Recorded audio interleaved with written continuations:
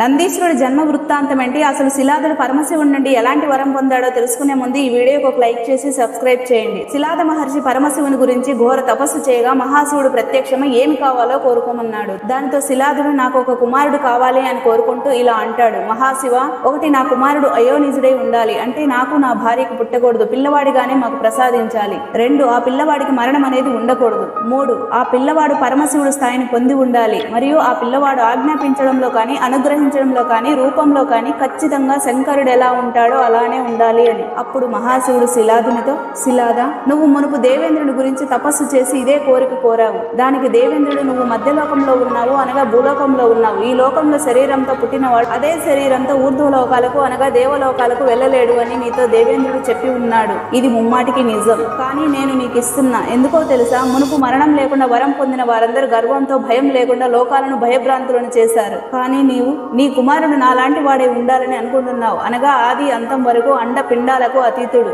బ్రహ్మాండాలకు అధిపతి కావాలని మరియు తల్లి గర్భం నుండి పుట్టకూడదని అంటున్నావు. తదాస్తు అని మహాశివుడు అన్నాడు. Friends, follow the next video.